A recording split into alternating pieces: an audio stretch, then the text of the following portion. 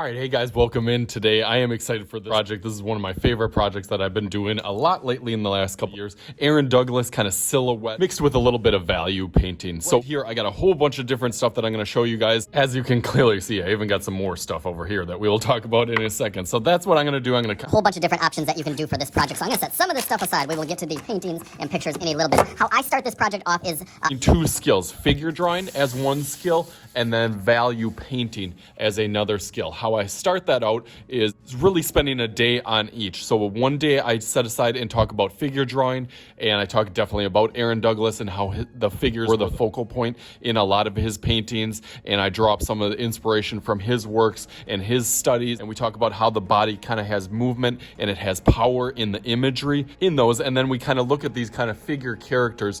Sometimes I use my stick figure man and put them in different poses around the room that the students can kind of draw and get the idea that the body can be formed into simple little shapes that once you put them all together can turn into a form or a figure, starting with kind of like larger and then getting smaller as it goes towards some of the limbs, trying to think of some of those pieces as just shapes. So then I would move on to the figure drawing and building that skill. The way I do it is a little bit more quick and kind of gesturally. Some people are a little bit more precise on some of those body parts and part of the figures. I kind of do a little bit more gesturally and move around from one to the other. Really quick, kind of getting some of those movements and motions and really just kind of shapes in there. And then I kind of fine tune it a little bit more as I get kind of towards the bottom. I'm kind of thinking of what shape. Or with almost like a stick figure to kind of start from and then go out and build it out from that point. There we go. I just had to fix. There you get a little bit of idea. I can tilt my camera up. There you can see the figure that I was kind of doing. I was trying to mimic and copy some of those little angles and little parts of the body. So what I do is start them off with a painting, just getting used to that value scale, similar to how we do shading and coloring, but now with paint, kind of starting out with some sort of shape, whether it's a star, circle, or a square, and then getting and building a little bit bigger. I'm gonna start out on my white paper here. I'm gonna put a little bit of white and a little bit of brown, and I think I'm gonna do a triangle. Now, some people actually will draw this out first, just because they want kind of a mapping to see where some of the colors. Some people just kind of freestyle it. So I'll do a little bit of sketch so I have a little bit of an idea.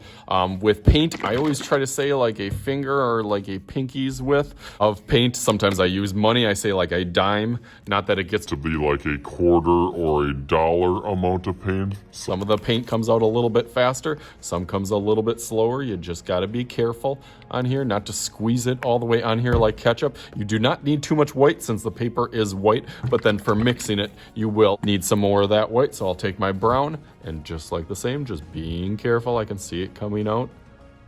That is all the amount of paint that you need right away. I try to tell my kids over and over that you can always get more. It's hard to kind of get too much of it and then try to put it back in there. Okay, so I'm gonna start out in the middle of that with just the white part of it.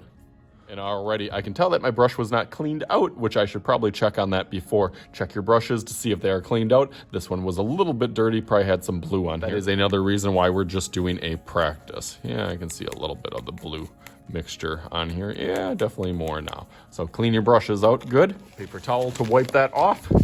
And then, now let's try that again. So I'm gonna take my white. There, that looks a little bit more white. Go in the middle, get my triangle shape. Doesn't have to be perfect. And then onto the outside. Now I'm just dipping a little bit of brown to get a lighter tone around the next layer. And then as I continue, I'm gonna get a little bit darker and a little bit darker and a little bit darker by the end. You don't have to do this whole sheet of paper just so you get some of that mixing, so it makes a nice smooth transition from one layer to the next. So I'm gonna go through that real quick.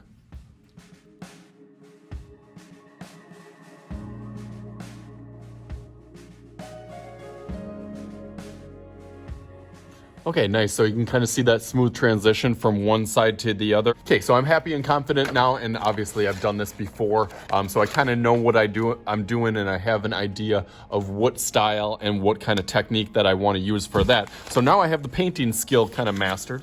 Really have those two skills that you can start thinking of how you're going to combine those into one project. How I've done this before in the past was taking a look pieces and pictures and trying to get some sense about some of the figure, some of the proportions, some of the background, how everything kind of fits compositionally, how the colors work well with each other, and then that, and did that into a coloring, which I kind of made my own in a unique style. I still had the silhouette, I still had the kind of background and kind of going towards the light in the middle and getting darker more towards the outside. I still had kind of that outside and kind of nature in there with the bottom. I did obviously a basketball sense or a Michael Jordan figure. My students that are working on this also, some of them took their own ideas, some of them did a more... There's a lot of really cool examples that I'll kind of show you throughout, and some of them kind of hit a little bit more on the figures, some hit a little bit more on the value and getting that really, really color. So I'm gonna go through and I'm gonna work on one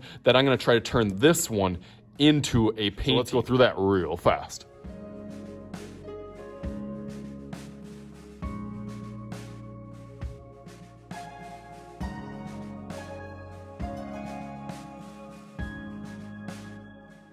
I'm kind of zoning out on my painting here. Don't forget to hit the subscribe button. That's the easiest way to get all my free fun videos coming out every single week. Hit the button and the bell to do that. Now let's get back in my zone of painting.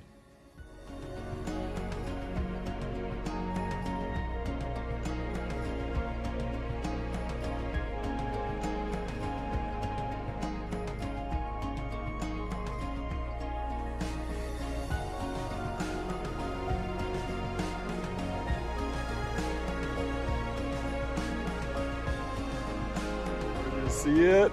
Bam! I had to throw all the rest of them out here as well, just because they gave me so much inspiration as the students and kids that were working on them really motivated me to make mine that much better. I did show... Thanks for sticking around till the end. I do have one more trick. Some of them did really, really good practices, and they wanted to transfer that onto these kind of canvases, and it was a little bit tricky, but I remembered that you could do a transfer so that you could, as long as you color the back of it with like graphite or with pencil on here, wherever that you wanted to do. Some people just wanted to do the figure, so then they would kind of their transfer on the back, they would fill this all in and shade this, and then they would take their piece, and as long as you trace over it kind of pretty dark, almost like with a dull pencil, it'll transfer right onto the piece. So that's what some of these guys did.